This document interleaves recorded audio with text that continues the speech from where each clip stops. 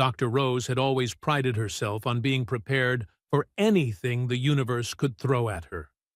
Apparently, the universe had taken that as a personal challenge. She stood in what remained of her reinforced habitat wall, watching a creature the size of a small shuttle casually lick nutrient paste off its claws. The same claws that had just torn through military-grade titanium composite like it was wrapping paper. The same creature that, according to her mission briefing, should have been peacefully grazing on crystalline moss formations about now. Harmless, herbivorous creatures, Rose muttered, stepping carefully around the twisted metal fragments scattered across her floor.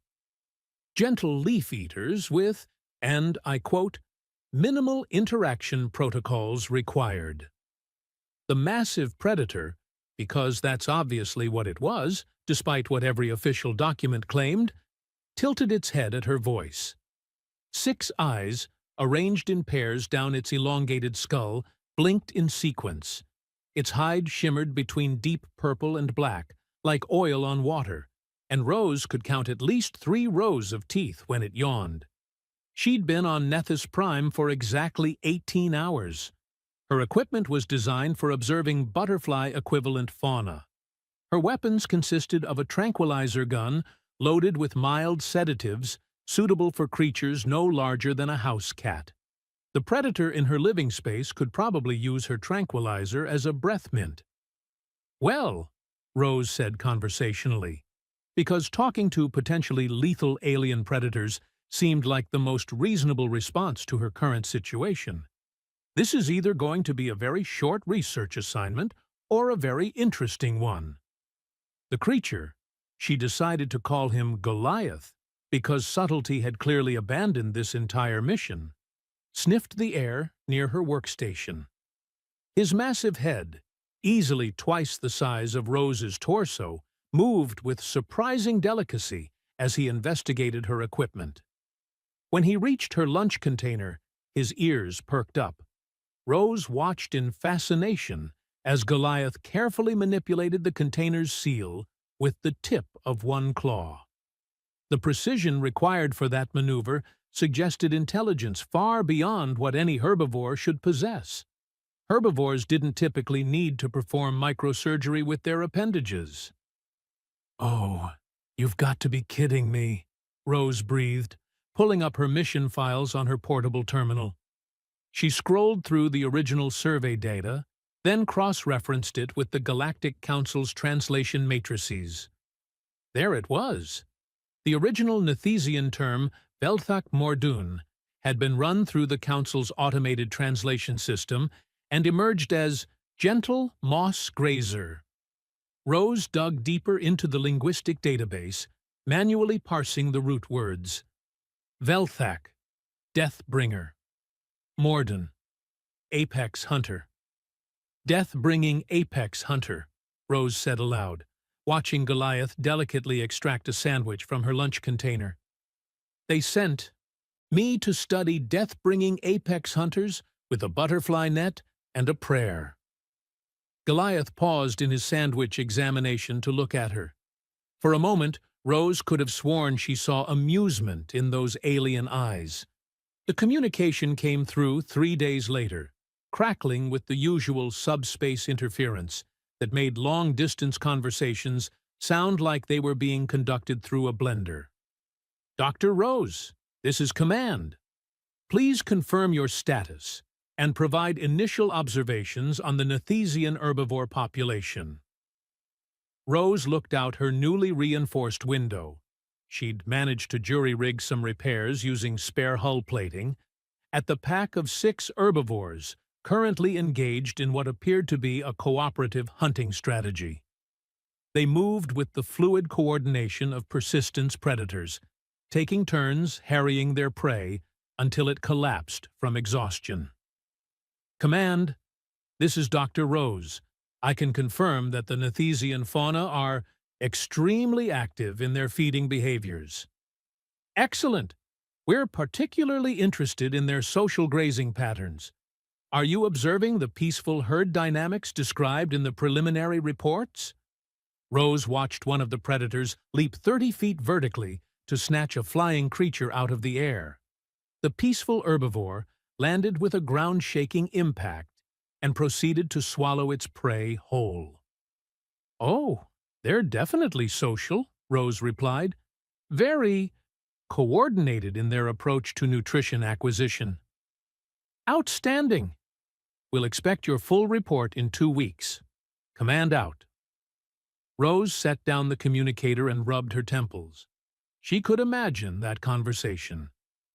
"Well, Command, turns out you sent me to study apex predators with the intellectual capacity of dolphins and the hunting instincts of sharks. Also, they seem to think I'm either hilarious or possibly edible. Haven't decided which yet." Through her window, she watched Goliath approach her habitat. He'd been doing this daily since their first encounter, always at the same time, always following the same route. He would circle her station once, investigate any changes to the external equipment, then settle down about 20 meters away to observe her work. Today, however, he wasn't alone. A smaller figure followed in his wake, moving with the slightly unsteady gait of youth. Where Goliath's hide was deep purple-black, this newcomer showed the brighter, more iridescent coloring Rose had learned indicated juveniles. Still easily the size of a large dog, but with proportionally larger eyes and ears that gave it an almost endearing appearance. If you could overlook the retractable claws and the fact that its species was apparently named after death and hunting. Rose activated her external speakers. "Well, Goliath, I see you've brought a friend."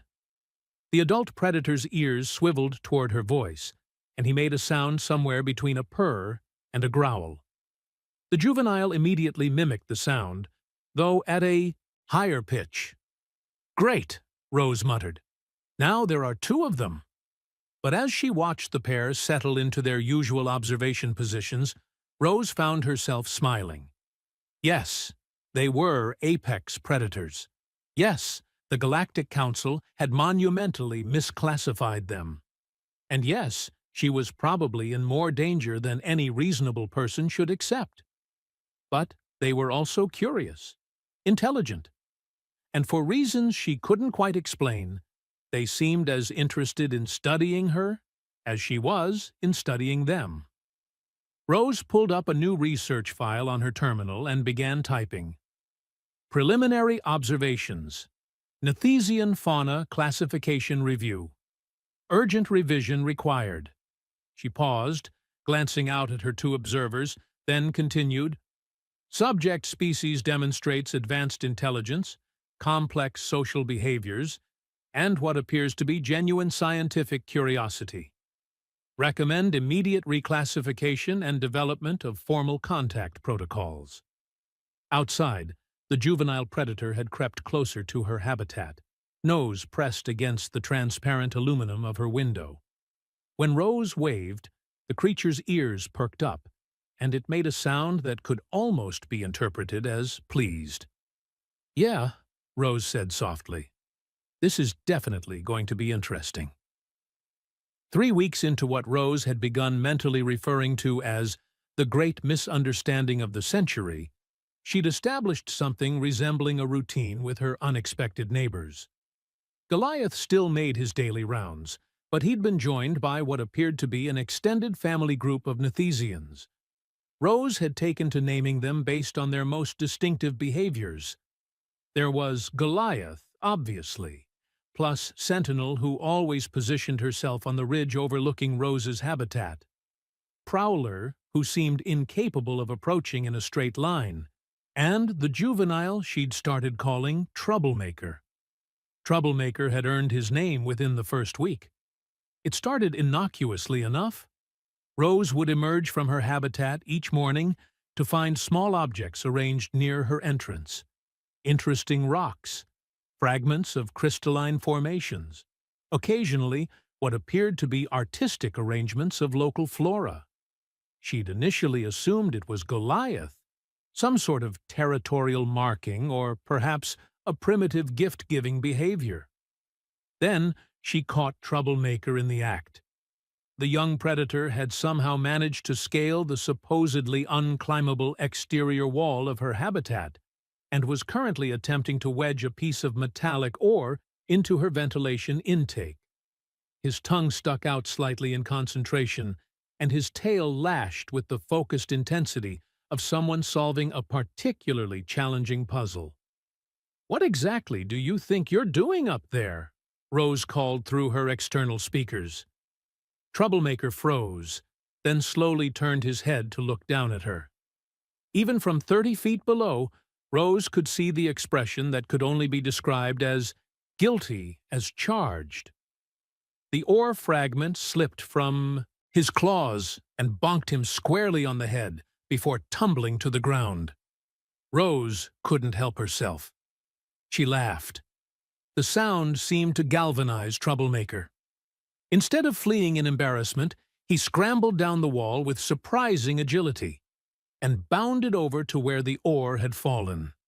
He picked it up, looked at Rose, then very deliberately placed it at her feet before sitting back on his haunches with an expression of unmistakable pride. "Oh," Rose said, understanding flooding through her, "you're not marking territory. You're bringing me presents." Troublemaker's ears perked up at her tone, and he made that pleased purring sound she'd learned to associate with approval. From that point on, the gifts became a daily occurrence, but they also became increasingly interesting. The next morning, Rose found a neatly arranged collection of what appeared to be technological debris, fragments of metal and ceramic that looked suspiciously like they'd come from some kind of advanced equipment. When she examined them more closely, she realized they were components from a Galactic Council survey probe. "Troublemaker," Rose said, looking around for the juvenile. "Where exactly did you find these?" The young predator emerged from behind her habitat's power coupling, dragging what was unmistakably the probe's main sensor array. He deposited it at Rose's feet with the same proud expression, then sat back to await her reaction. Rose stared at the sensor array, then at Troublemaker, then back at the array. "You do realize this equipment costs more than most people's homes, right?" Troublemaker tilted his head, clearly not understanding the economic implications, but apparently pleased that she was paying attention to his gift. "And more importantly," Rose continued, "where is the rest of the probe?" That question was answered over the following days as Troublemaker systematically delivered the remaining components. The power core arrived on day 2, the communication system on day 3. By the end of the week, Rose had enough pieces to reconstruct the entire probe, minus a few components that appeared to have been thoroughly chewed. The implications were staggering. Galactic Council survey probes were designed to be undetectable and indestructible. They were equipped with stealth technology, defensive systems, and enough armor to survive atmospheric entry. The fact that the local predators had not only detected it, but completely dismantled it, suggested capabilities far beyond anything in the official reports. Rose was contemplating this unsettling revelation when Troublemaker made his next delivery. A boot. Not just any boot. A Galactic Council military-issue combat boot, complete with integrated environmental systems and tactical displays. The kind of boot that was only issued to elite reconnaissance units. "Troublemaker," Rose said slowly. "This is a very expensive boot. And more importantly, where is the person who was wearing it?" The young predator seemed to sense her concern. He made a soft, chirping sound and bounded away, returning a few minutes later with a second boot. Then a tactical vest. Then a helmet with a very distinctive crack down the middle. Rose felt her stomach drop. "Oh no. Oh, this is not good." But before she could work herself into a full panic, Troublemaker returned one more time, dragging something that made Rose's eyebrows shoot up. A standard-issue military sleeping bag, neatly folded and showing no signs of damage. "Wait," Rose said, examining the items more carefully. "These aren't torn or damaged. Well, except for the helmet. It's like someone just took them off and left them somewhere."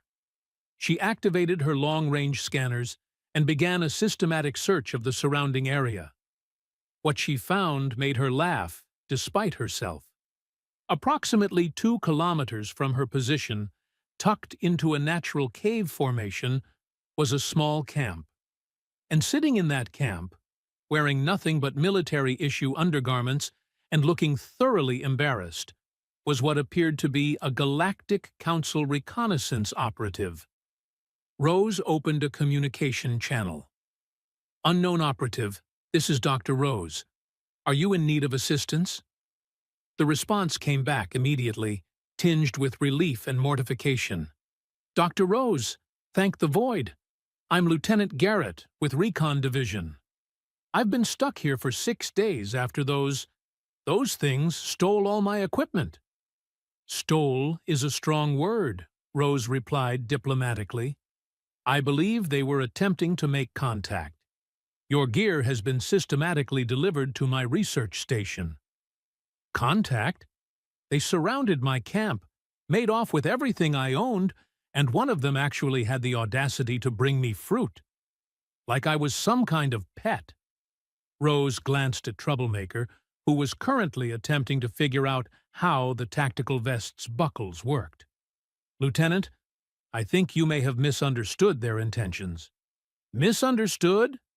Doctor, these creatures are clearly hostile. My mission briefing said they were harmless herbivores, but they've demonstrated advanced tactical awareness, tool use, and what can only be described as psychological warfare." "Or," Rose said gently, "they were trying to be helpful, and you panicked." There was a long pause. "Helpful? Think about it. They didn't harm you. They provided you with food. They removed your equipment without damaging it. And they've been systematically delivering it to the one human on this planet most likely to understand their intentions." Another pause. "You're saying they were trying to introduce us?" Rose looked at Troublemaker, who had successfully figured out the vest and was now wearing it backwards while strutting around with obvious pride. "Lieutenant, I think they were trying to make friends." The next few days established a new routine. Lieutenant Garrett, properly equipped once again, set up a secondary observation post near Rose's habitat. Troublemaker, apparently delighted to have 2 humans to study, began dividing his attention between them. The young predator's gift-giving behavior evolved rapidly.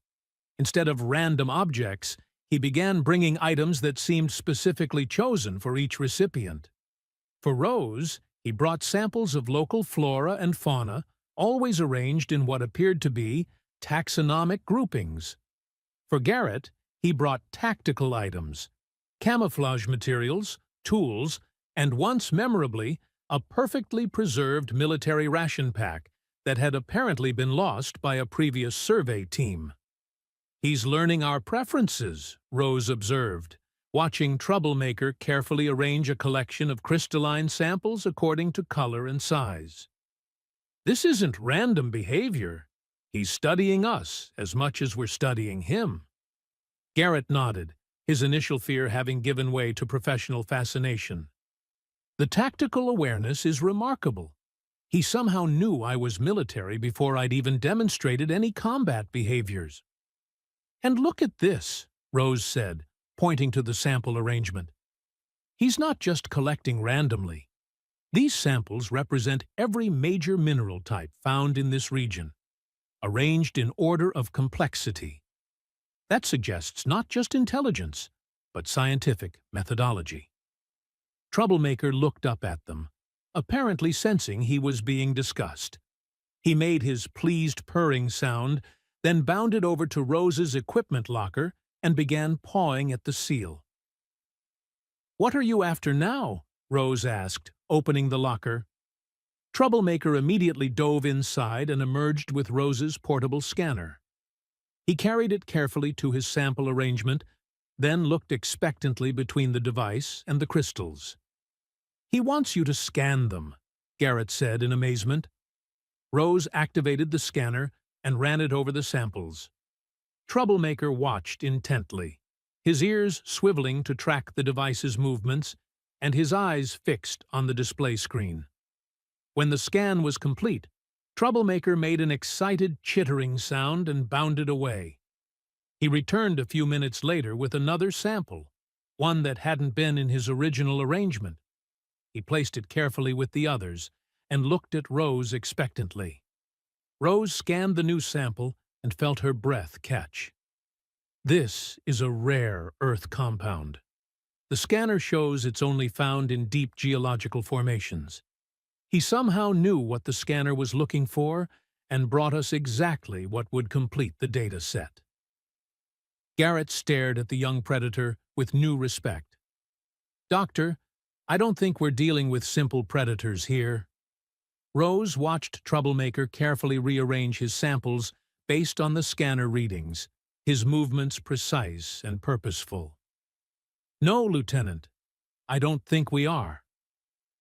That evening, as the twin suns of Nethys Prime set behind the mountain ridges, Rose sat outside her habitat, reviewing the day's observations.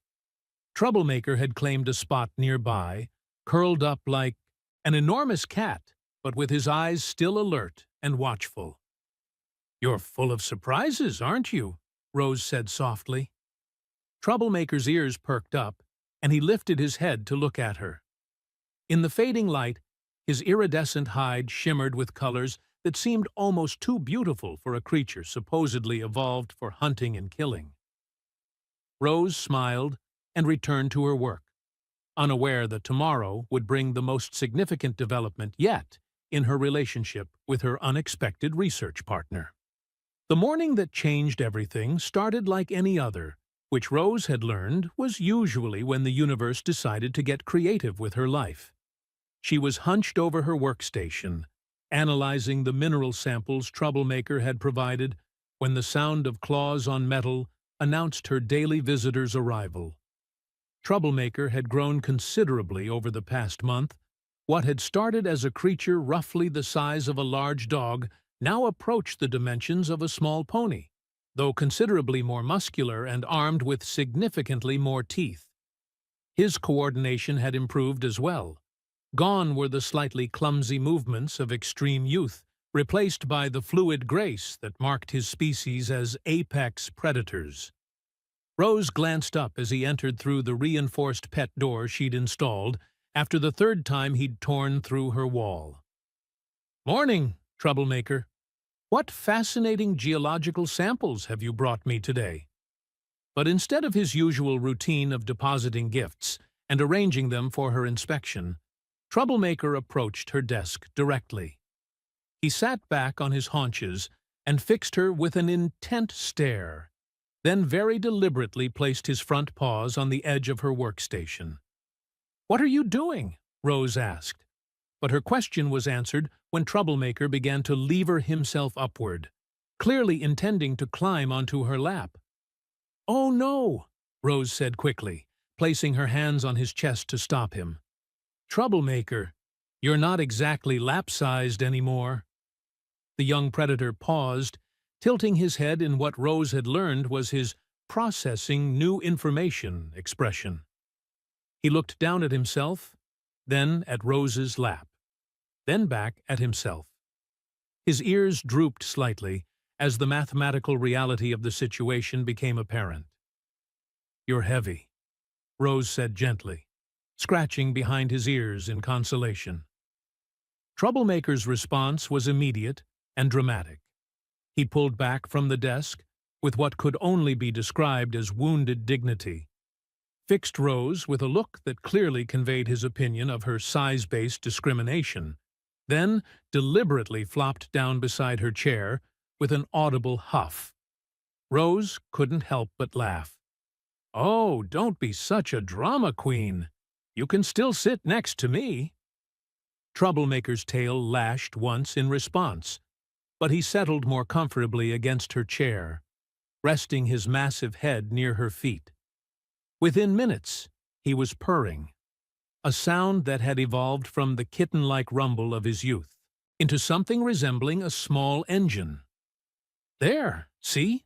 Much more comfortable for both of us," Rose said, reaching down to stroke his head.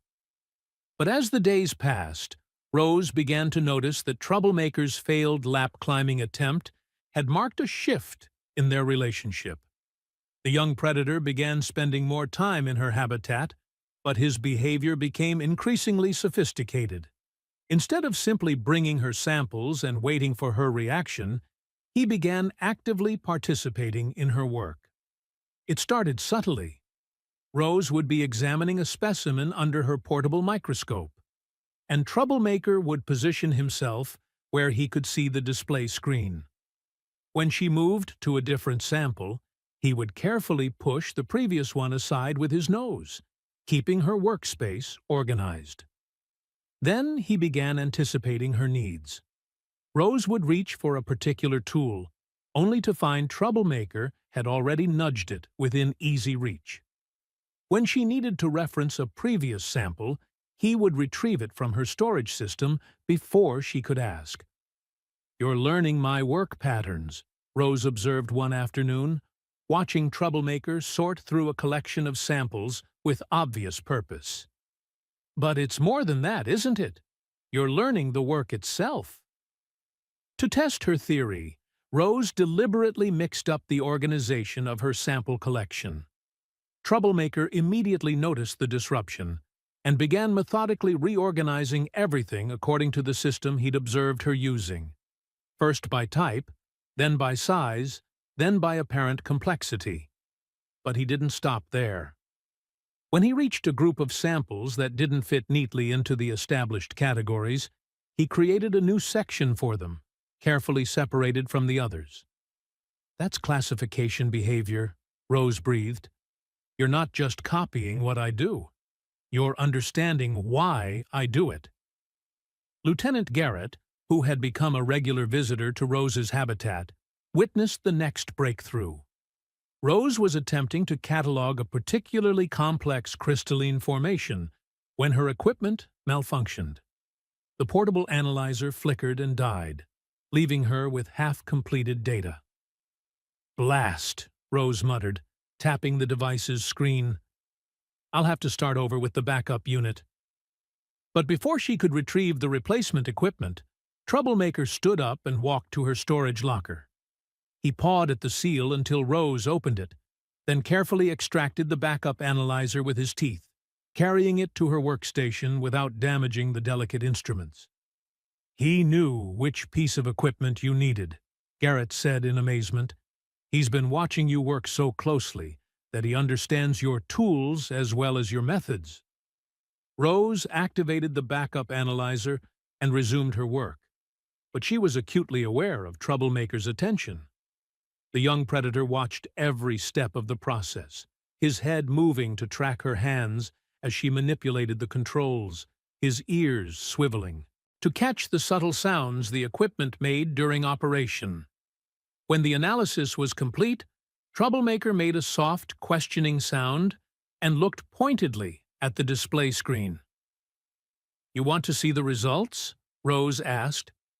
Troublemaker's ears perked up, and he moved closer to the screen. Rose angled it so he could see the data clearly, then began explaining what the readouts meant. "This shows the molecular structure," she said, pointing to a complex diagram. "And this indicates the age of the formation. See how these patterns repeat? That tells us about the conditions when it was formed."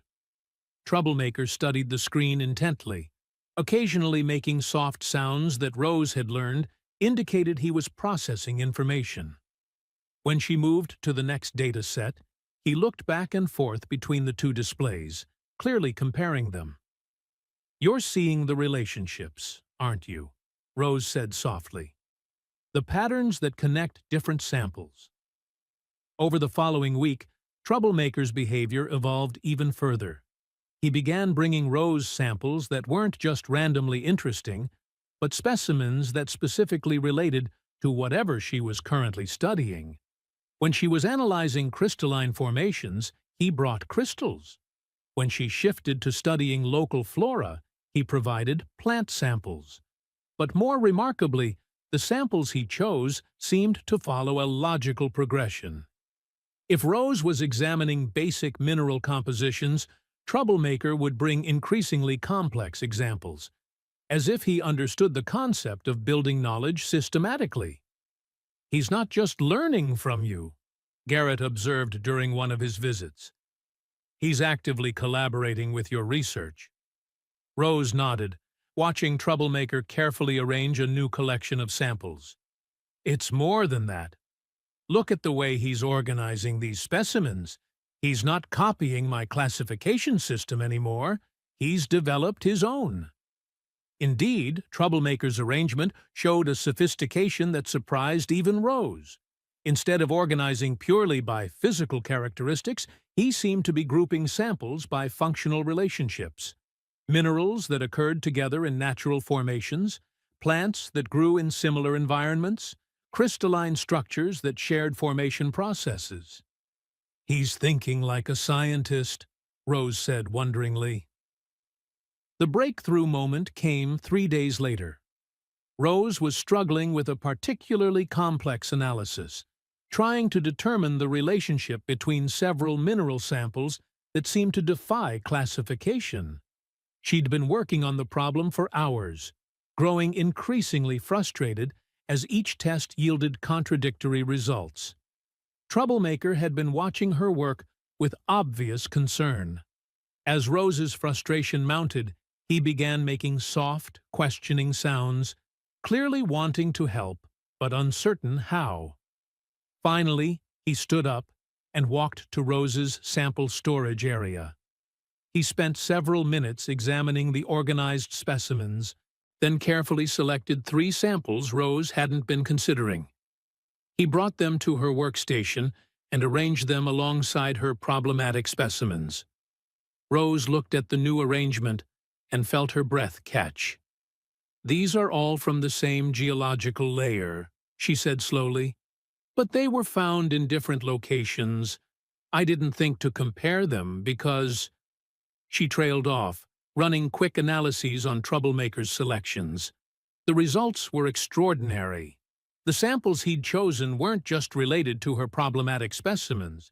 They were the missing pieces that explained the entire formation process. "You solved it," Rose said, staring at Troublemaker in amazement.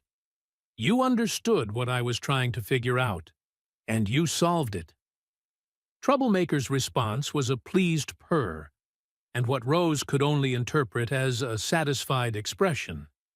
He settled back down beside her chair, resting his head against her leg with the contentment of someone who had successfully completed a challenging task. That evening, as Rose compiled her research notes, she found herself constantly glancing down at Troublemaker. The young predator had claimed his usual spot beside her desk, but his presence felt different now. He wasn't just a fascinating subject of study or even a companion. He was a colleague. "You know," Rose said softly, "I think I owe you an apology. I've been thinking of you as a very intelligent animal, but that's not what you are, is it? You're a person. A young person, maybe, but definitely a person." Troublemaker lifted his head to look at her, and Rose could have sworn she saw understanding in his eyes. Not just animal comprehension, but the deeper recognition that passed between thinking beings who had finally, truly, seen each other. "Tomorrow," Rose said, "we're going to have to figure out how to explain this to the Galactic Council. Because I have a feeling you and your people are going to change everything we thought we knew about intelligence in this galaxy." Troublemaker's purr deepened, and he settled more comfortably against her chair. Outside, the sounds of the Nethesian night surrounded them. the calls of other predators, the whisper of wind through crystalline formations, and the subtle harmonics that Rose had learned indicated contentment among the planet's apex species. For the first time since arriving on Nethys Prime, Rose felt like she truly belonged. The morning Rose's world turned upside down began with Troublemaker doing something unprecedented. He brought her a gift she hadn't asked for, couldn't identify, and definitely couldn't classify using any known scientific framework. Rose stared at the object resting on her workstation, a crystalline formation unlike anything in her databases. It pulsed with a soft, internal light that seemed to respond to her presence, growing brighter when she leaned closer and dimming when she pulled away. "Troublemaker?" she said slowly. "Where exactly did you find this?" The young predator, now nearly as tall as Rose's shoulder when standing upright, made a complex series of sounds she'd never heard before. Not his usual purrs or chirps, but something that sounded almost like language. Rose activated her recording equipment, but Troublemaker had already moved on to the next phase of what was clearly a planned presentation. He disappeared through his entrance and returned dragging something that made Rose's jaw drop. A perfectly preserved section of what appeared to be technological equipment, but unlike anything in the Galactic Council's databases. "That's not from any known civilization," Rose breathed, running her scanners over the artifact. The readings were impossible. The material was simultaneously organic and synthetic, ancient and recently manufactured, inert and actively processing information. Troublemaker wasn't finished. Over the next hour, he systematically retrieved and arranged a collection of artifacts that painted a picture Rose wasn't sure she was ready to accept.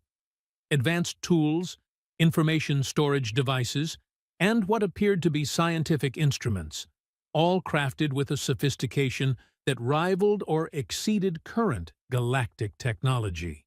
But it was the final item that made Rose sink into her chair with the weight of understanding.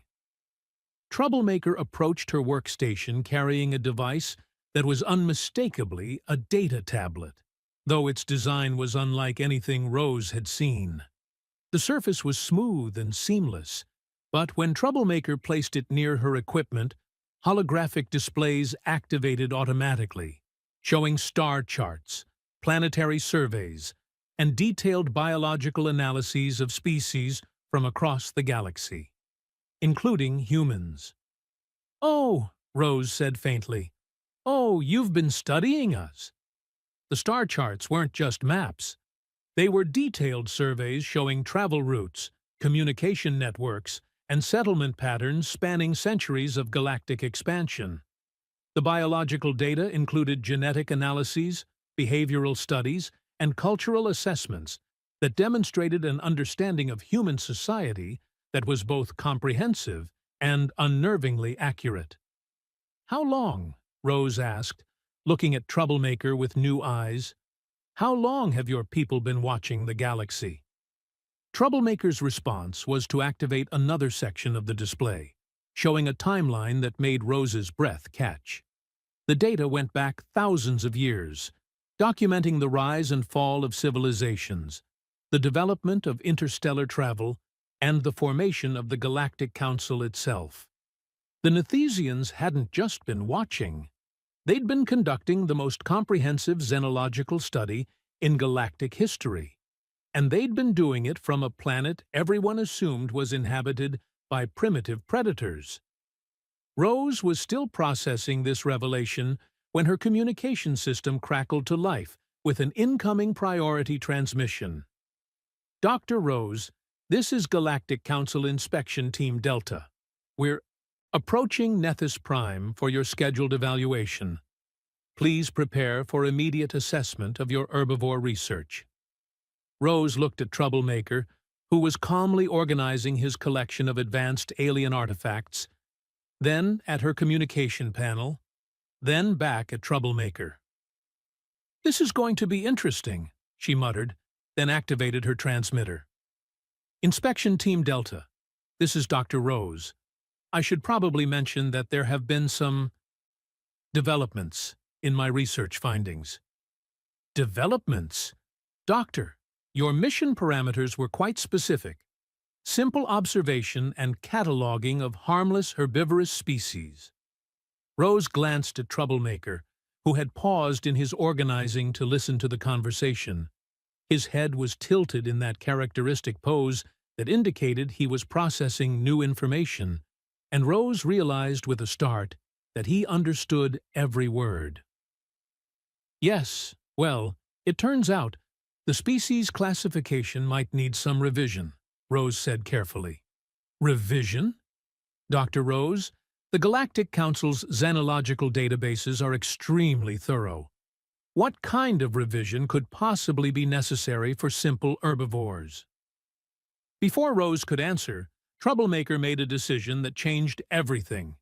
He approached her communication panel and, with careful precision, activated the video transmission system using his claws. The response from the inspection team was immediate and predictable. Dr. Rose, there's a massive predator in your habitat. Evacuate immediately. We're deploying emergency response protocols. Wait, Rose said quickly, but she could already hear the whine of weapon systems charging through the communication link. He's not dangerous. Well, he is dangerous, but he's not hostile. There's a significant difference. Doctor, step away from that creature immediately. Troublemaker, apparently understanding both the situation and the threat it represented, made another complex vocalization.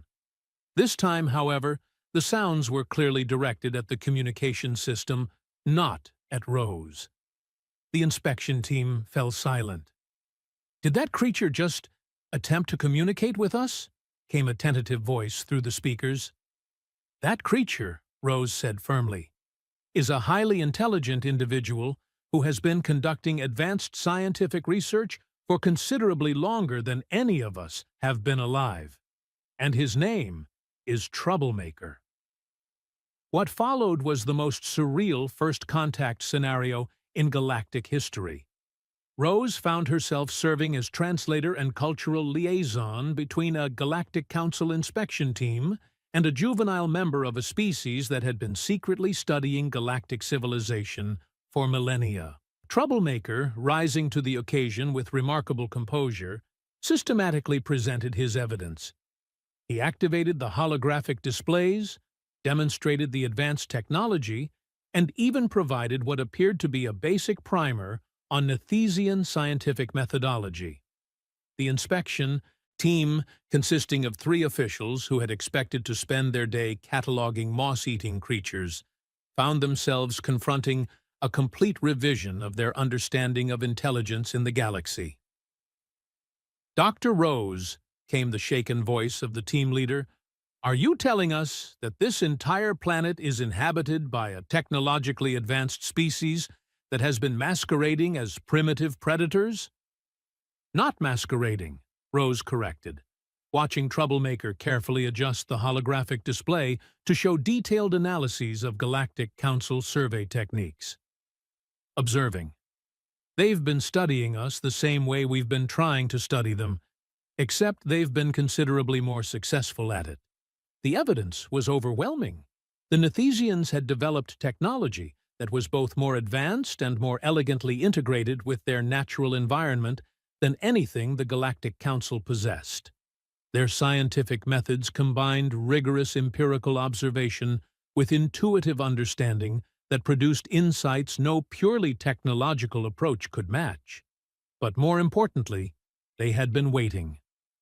Waiting for what? Rose asked when Troublemaker's presentation reached this point. The young predator's response was to activate a final section of the display, showing detailed profiles of various galactic species. But these weren't just biological or technological assessments. They were evaluations of intellectual curiosity, scientific integrity, and what could only be described as wisdom. Most species received mixed ratings: high marks for technological development, lower scores for environmental stewardship, advanced communication abilities offset by territorial aggression, impressive individual intelligence undermined by poor collective decision-making. But there was one species that scored consistently high across all categories, with particular recognition for adaptability, curiosity, and what the Nethesian assessment termed collaborative potential. Humans! You've been waiting for us, Rose said wonderingly. Not for the Galactic Council, not for any of the other species, for humans specifically. Troublemaker's pleased purr confirmed her understanding. The implications were staggering.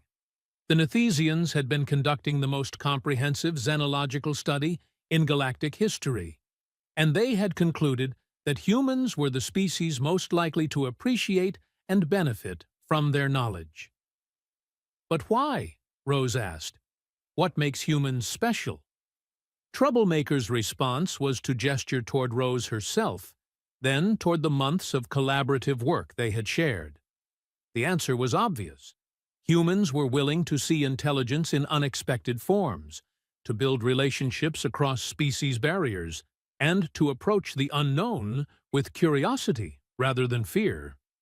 The inspection team's arrival 3 hours later was unlike any first contact scenario in galactic records. Instead of finding a lone researcher studying primitive creatures, they discovered a fully functional interspecies research collaboration that had already produced more significant discoveries than most expeditions achieved in years. Troublemaker, now wearing what Rose had learned, was a traditional Nethesian communication device that allowed for more complex linguistic interaction, greeted the inspection team with formal courtesy, and immediately began sharing research data that revolutionized their understanding of planetary ecosystems. "Dr. Rose," said Commander Thale, the inspection team leader, "your mission report is going to require some significant modifications." Rose looked around her habitat, now filled with advanced Nethesian technology and serving as an impromptu embassy between two species, then down at Troublemaker, who was patiently explaining the finer points of crystalline formation analysis to a fascinated xenogeologist. "Commander," she said, "I think we're going to need a bigger report." The formal establishment of diplomatic relations between humanity and the Nethesian collective took place 6 months later, with Rose serving as the first human ambassador to a species that had been preparing for contact longer than human civilization had existed. Troublemaker, whose actual name turned out to be an untranslatable concept, meaning something like seeker of interesting connections, became the youngest member of the Nethesian Science Council and the first of his species to take up permanent residence on a human world. He still insisted on sitting beside Rose's desk during important meetings, though he had finally grown large enough that her lap was completely out of the question. The spot beside her chair, however, remained permanently reserved for the predator who had taught the galaxy that intelligence comes in many forms, and that sometimes the most important discoveries happen when someone is patient enough to let a curious young mind show them something new. Rose's final mission report, which became required reading at every xenological institute in the galaxy, ended with a simple observation: the universe is full of wonders waiting to be discovered. Sometimes the biggest wonder is realizing that they've been discovering us right back.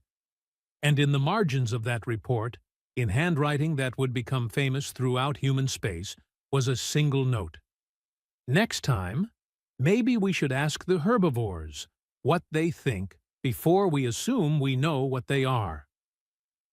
2 years after first contact, Rose stood in the newly constructed Interspecies Research Center on Nethys Prime, watching Troublemaker demonstrate advanced crystalline analysis techniques to a group of fascinated human graduate students.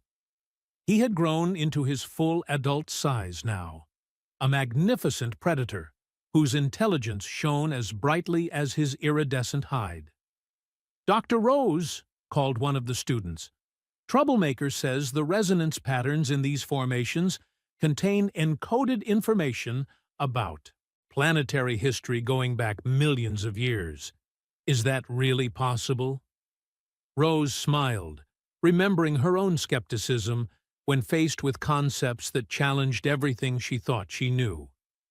With the Nethesians, I've learned that impossible usually just means not yet understood. The Galactic Council had officially reclassified the Nethesians as a Tier 1 intelligence species, the first new addition to that category in over 3 centuries. Trade agreements, research partnerships, and cultural exchange programs now flourished between human and Nethesian worlds.